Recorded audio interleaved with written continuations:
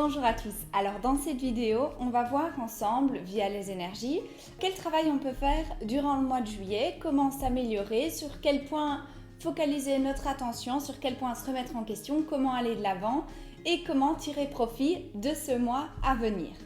Alors comment on va procéder? Je vais réaliser 3 tirages et l'un de ces 3 tirages sera pour vous. Comment savoir lequel est le bon?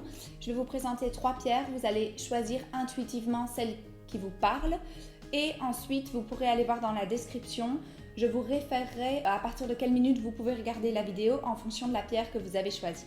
Alors évidemment, je tiens à préciser que les tirages sont hyper généralistes, je demande qu'ils s'adressent au plus grand nombre d'entre vous qui visionnez cette vidéo.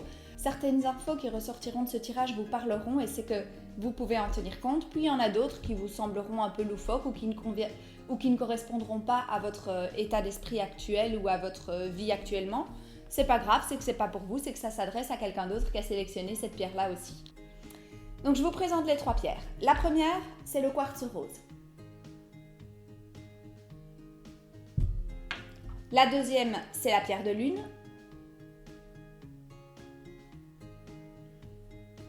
Et la troisième, c'est la calcite jaune. Et voilà. En fonction de votre choix, je vous invite à aller voir dans la description à quelle partie de la vidéo vous devez vous référer.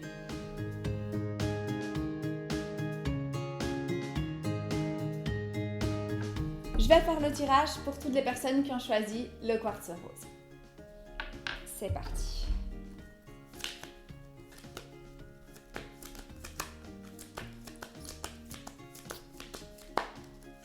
Qu'avons-nous à apprendre de ce mois de juillet? Comment l'aborder?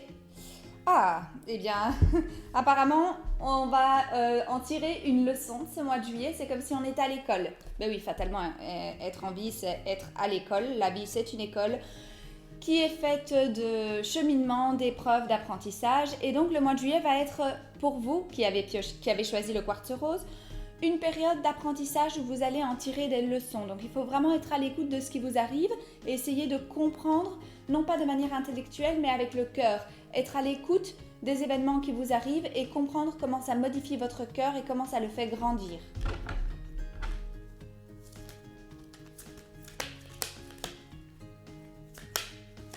C'est peut-être une personne que vous allez croiser qui va vous dire quelque chose qui va vous permettre de comprendre.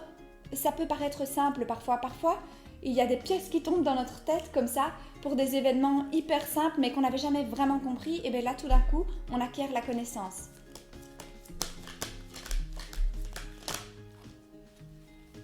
Ça va nous amener à de l'introspection. On va faire l'inventaire de nous-mêmes. Ça veut dire que la leçon qu'on va tirer de ce mois va aller nous pousser à l'intérieur de nous-mêmes pour se redécouvrir et apprendre à se connaître encore mieux. Parce que oui, quand on vit des leçons qui altèrent notre cœur, qui le rendent encore plus grand, eh bien on vit des apprentissages, on grandit soi-même et on en apprend davantage sur la vie et sur soi. Et donc, on devient des meilleures versions de nous-mêmes. Génial ça. Ok. Et comment faire ce travail sur soi? Comment assurer au mieux cette introspection?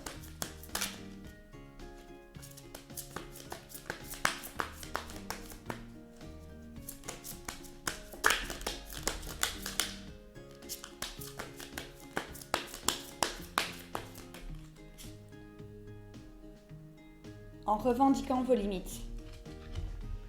Alors, vous allez donc être à l'écoute des leçons que vous avez à tirer de ce mois. Ça va vous amener à aller à l'intérieur de vous-même, à vous redécouvrir davantage, mais sans jamais oublier de dire non ou dire stop quand ça ne vous convient pas. Vous êtes sur Terre pour apprendre, pour grandir. Ce mois de juillet, il va vous faire grandir, il va vous faire découvrir de nouvelles facettes de la réalité et donc de nouvelles facettes de vous-même. Mais à condition de vous respecter, de dire stop si une situation ne vous convient pas, d'oser imposer vos limites. Et voilà pour ceux qui ont choisi le quartz rose pour ce mois de juillet.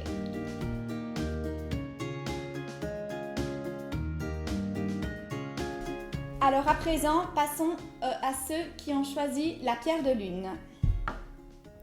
Qu'avez-vous à apprendre de ce mois de juillet? Comment l'aborder?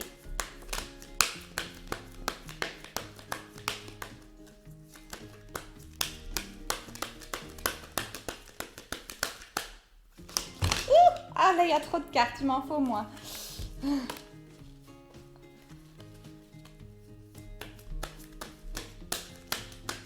Je n'en veux qu'une. Ou deux maximum.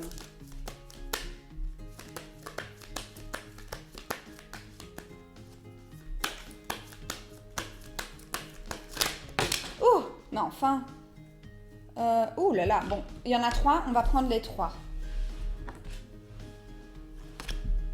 Oh mais non, il y en a encore tout plein, qu'est-ce qui se passe? Bon écoutez, il y a beaucoup de choses à vous dire. Bon, d'abord la première carte c'est allez-y, vous pouvez atteindre vos rêves.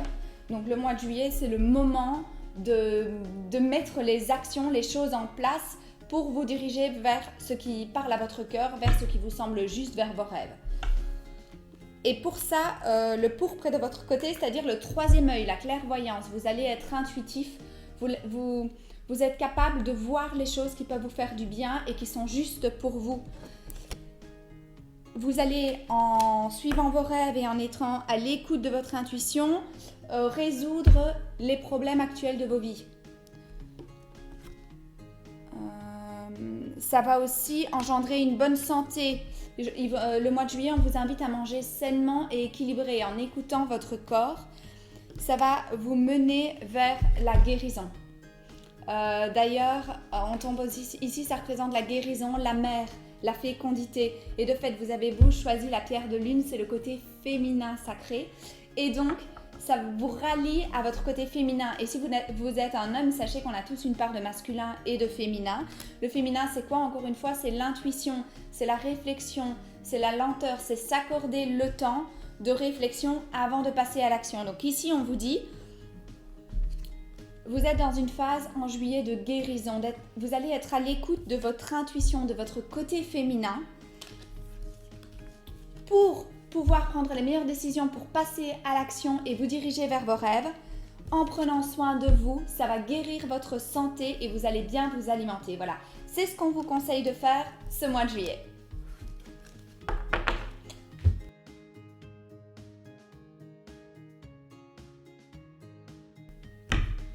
À présent, je vais passer au dernier groupe, c'est-à-dire ceux qui ont choisi la calcite.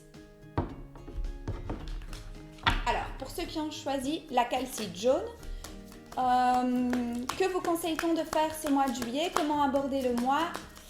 Quelle remise en question effectuer, par exemple? Nous allons voir.